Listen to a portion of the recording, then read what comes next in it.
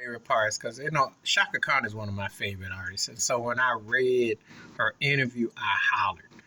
I read her autobiography and I was disappointed because when the Chaka that I know, when she talk trash and she hits on artists, people don't understand that not just talking trash, but hitting it with the hard, cold facts about some of these artists, and she be on it. She was on the roll with it. So they asked her about some of the singers that made the Billboard Top 200, and she didn't care nothing about it. They had her 29. She ain't paid no money because everybody know Rolling Stone whitewash in a whitey magazine, and they ain't in touch to what real singing is or hip hop with the Billboard and the vibe. But anyway, let's get to this. So they asked her about Joan Baez, who faced in 189. She said she can't sing. The so-and-so can't sing, but she could write. Crack me up.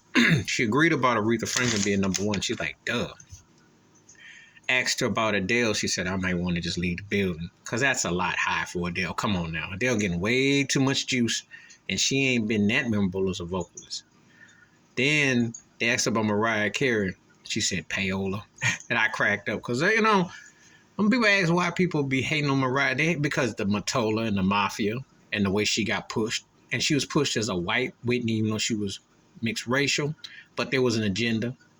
And then when she broke over Matola, then with the hip hop, everything, and all of a sudden, and then she found her roots. So she threw some people for a loop with the agenda. But talent has some talent, but but she did have payola. Because if you went to Sam Good in the 90s, old school, I'm talking about cassette singles for 49 cents, all the number one songs she had, yeah, you know what I mean.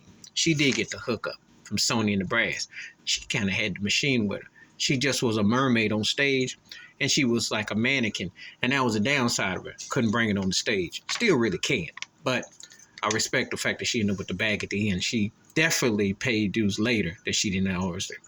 But the biggest diss was the woman who covered Sweet Thing and also was 3 spots ahead of her on the list, Mary J. Blige. And Chaka saved the best for last. Called her flat. Said tone deaf people who voted for this said the Helen Keller must have been by it. I love it when an artist talks the truth. Chaka Khan, Stephanie Mills all day. If they gonna tell the truth about this industry and what they judge as talent, they know. They know. And there's too many games being played and homogenized to push an agenda with whack, non-singing turkeys. And it is the truth. This is the truth.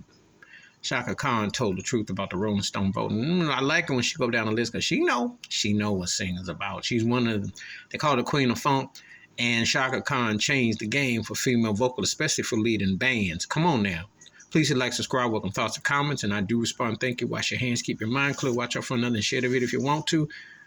When Chaka talks, Stephanie Mills talk, I can listen to it all day because they going to keep it 100 on the real. I'm out.